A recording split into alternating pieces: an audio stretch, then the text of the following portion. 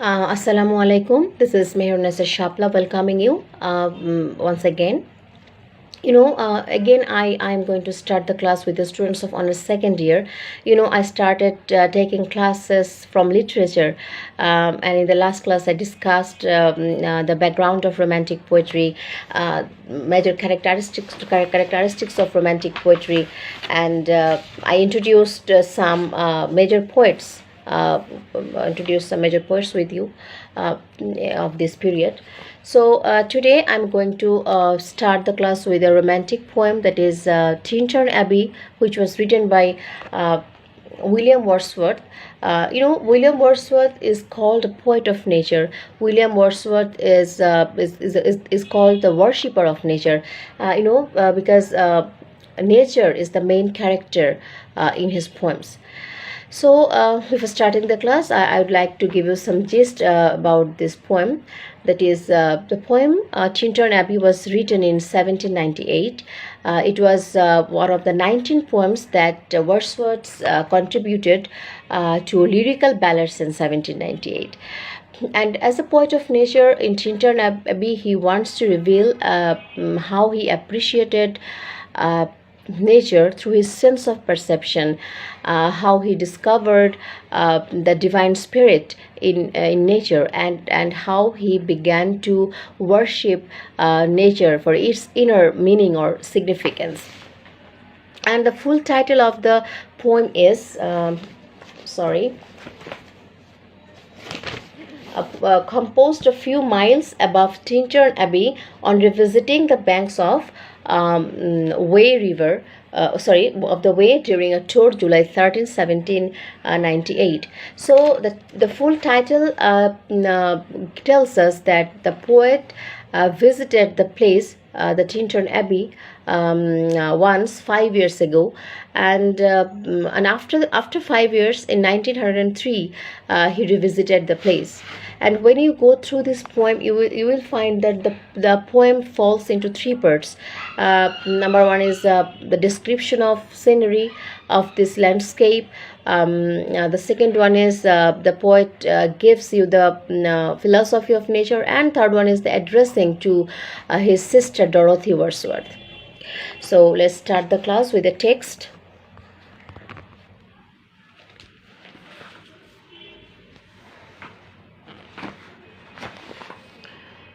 Okay, so this is the text. Okay, so the first stanza, I'm going to recite some lines from the first stanza. 5 years have passed, 5 summers, with the length of 5 long winters. And again I hear these waters rolling from their mountain springs with a soft inland murmur.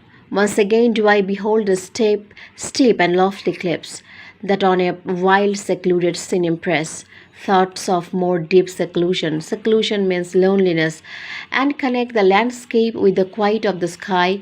The day is come when I again repose here under this dark sycamore, and view these plots of cottage ground, these orchard tufts which at this season with their unripe fruits and clad in one green hue, and lost themselves mid crops and copses. Once again I see these hedgerows, hardly hedgerows, little lines of sportive wood run wild.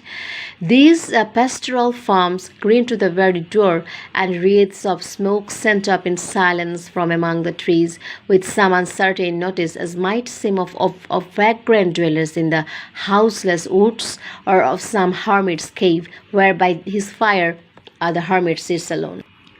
So dear students, the poem opens with the poet visiting a place called Tintern Abbey on the bank of the River Way in southeast Wales. So in his second visit, he remembers almost every detail. He looks back on the past 5 years that have gone by since his first visit to the place, and remembers how much the memory of this scene is meant to him. So in the first stanza, he really emphasizes that 5 years is a super long time by adding up the seasons, especially the 5 long winters. He says that he hears the murmuring sound of the waters of River Wye. The tall mountains give an impression of deep seclusion. I have told you that seclusion means loneliness. Deep seclusion. Here the speaker describes the steep and lofty cliffs. That means the lonely. That means the lonely and the tall mountains make the inland scenery as calm and quiet as the sky above it. And he says that the day is come. That means the day has come again after a period of 5 years.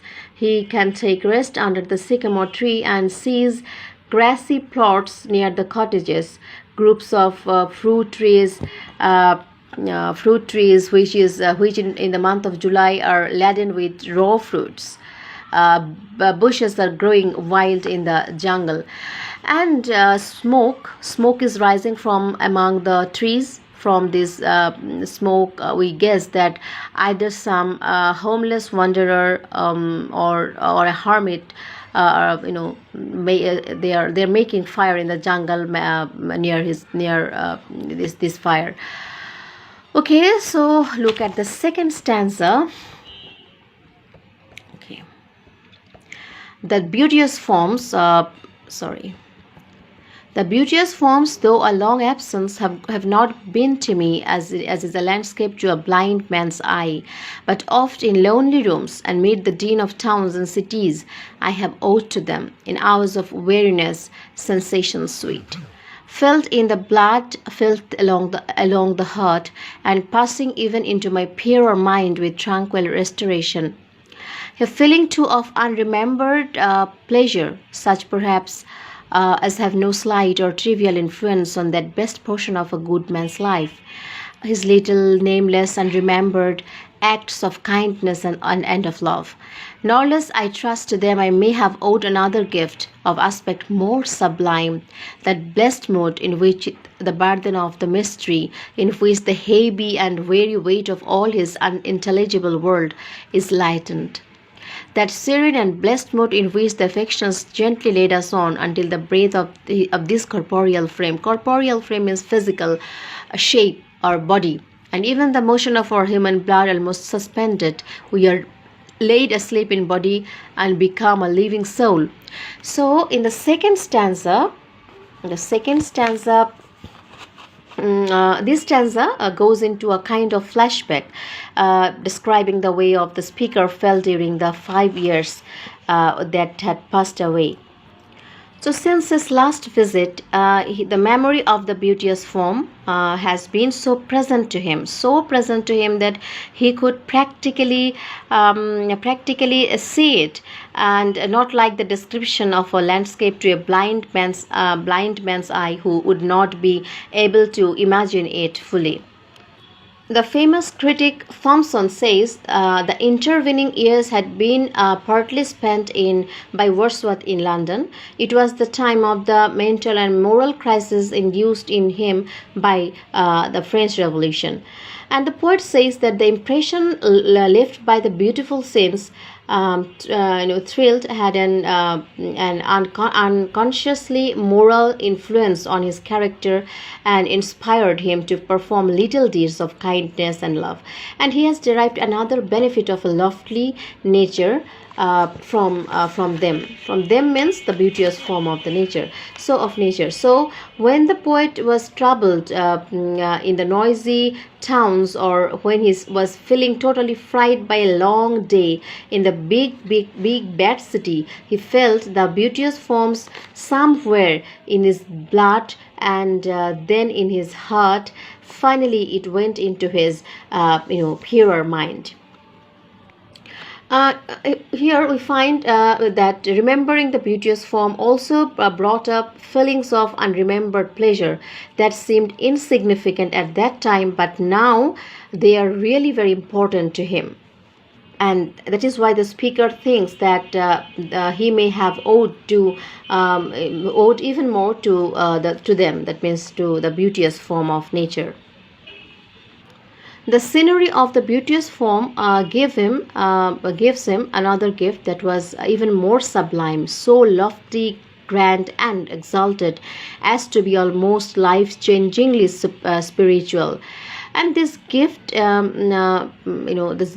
this gift sublime gave him a blessed mood that made the weight of the world seem lighter. So the recollection of the landscape, and all the all unintelligible, incomprehensible, and mystery aspect of the world stop bothering him. The affection that was gifted by the beauteous forms led him to a place where his physical body, the corporeal frame, is almost irrelevant. Even his blood has almost stopped moving in his veins. So the physical body, the corporeal frame, he has used corporeal frame, this phrase. So the physical body is now irrelevant. Only the spirit or soul matters to him. And in the poem, he uses the word I. He says the I is now quiet. Here, the physical existence is lost, as I have told you. And that is why we are able to see things, and we are able to sense the interconnection with nature, and that is why we can be able to see the inner meaning of nature. This is the philosophy of poet. Here, the poet is giving the philosophy of nature. Okay, and the speaker again tells us more about the blessed mood created by recalling the beauteous form. He is already in a state in which the very weight of the world has been lightened, and then his affections take him a step further. Okay, I want to skip some lines from this poem.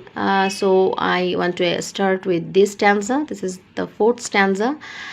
Now, with glimpse of half-extinguished thought, with many recognitions dim and faint, and somewhat of a late sad perplexity, the picture of the mind revives again. While here I stand, not only with the sense of present pleasure, but with pleasing thoughts that in the moment there is life and blood for future years. Okay, I'm again skipping some lines. Okay. I cannot paint what then I was. Okay, the sounding cataract haunted me like a passion. The tall rock, the mountain, and the deep and gloomy wood, their colors and their forms were then to me an appetite, a feeling and a love that had no need of a remoter charm, by thought supplied, nor any interest and borrowed from the eye. The time is past. Okay, the time is past, and all its aching joys are now no more, and all dizzy raptures. Not for this faint I nor more nor murmur. Other gifts have followed for such loss, I would believe. For I have learned to look on nature not as in the hour of thoughtless youth, but hearing oftentimes the still sad music of humanity, nor harsh nor grating, though of ample power to chasten and subdue. And I have felt a presence that disturbs me with the joy of elevated thoughts, a sense sublime of something far more deeply interfused. And he says, a sense sublime of something far more deeply interfused, whose dwelling is the light of setting suns and the round ocean and the living air and the blue sky, and in the mind of man. Okay, and then I want to recite the last three lines from this stanza. That is we in nature and language of the sense, the anchor of my purest thoughts, and the nurse, the guide, the guardian of my heart and soul of all my moral being. So in stanza 4, the flashback is over. The speaker is back to talking about his impressions in his present visit to the River Way. The poet's memories of his first visit are being revived by seeing everything again. He is very perplexed or confused about how the beauteous form of present impression match up with match up with his dim and faint recollections. He says that he is pleased for two reasons at the same time. First, because the view is pretty spectacular. Second, because he is already thinking about how sometimes in future he is going to look back on the memory of his present experience with enjoyment. In line 65 to 67, he starts reflecting on how much he has changed since his first visit 5 years ago. And in line 67, we find that there is another flashback. The speaker is describing himself from 5 years ago. He is perplexed because the landscape does not appeal to him in exactly the same way as formerly, and because he feels that the buoyancy of extreme youth has gone forever. And he describes his attitude towards nature when he was younger and when he came into direct contact with nature for the first time. And in line 77, he says that he cannot describe exactly what he was at the time when as a young man he used to jump about and enjoy the beauties of nature. The waterfall, which was always present in his mind, like a strong emotion that did not require any exterior object of beauty. And the poet means to say that the feeling of love was not the result of the beauteous surrounding of the exterior world, but was the result of a deep thinking of his mind. The speaker cannot longer experience the sense aching joys and dizzy raptures that the poet could, and he can just remember them. Now he can just remember them. And now when he looks at nature, he is able to hear the still sad music of humanity. Now the poet has matured beyond his unreflecting, unintellectual, unthoughtful appreciation of nature. He can sense some universal, timeless, and a timeless connection between nature and all of human beings.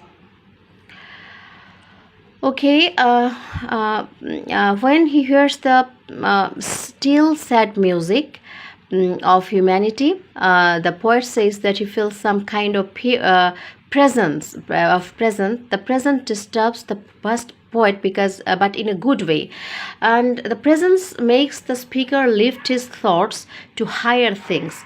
The presence also gives the speaker a sense that there is something like a divine presence that exists deeply interfused or blended in with everything around it. And this something, this phrase, this something lives in the light of setting sun, in the round ocean, and the living air in the blue sky, and even in the mind of human beings. In the line 96 to 105, we find that he feels the presence of divine power or divine being in nature. So nature spirit or divine spirit is the prime source that puts the mind in emotion, that makes the mind think, and that is the source of thought. Okay, that is the source of thought. So the poet wants to say that the meaning and the interpretation given to the objects of nature by the sense of his imagination. And the poet says that a contemplation of nature has helped him to retain his hold upon his highest and purest thought. So from the three lines, from the three last three lines of this stanza, the poet, we can understand that the poet considers nature, as his nurse, as the anchor of his purest thoughts, his guide, his guardian of his heart, soul, and of all his moral being. So, dear students, the poem is somewhat long. That is why I cannot continue the class anymore.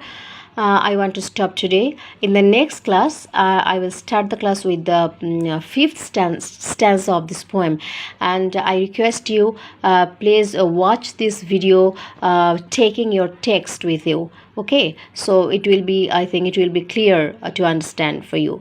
So thank you for being with me. Allah Hafiz.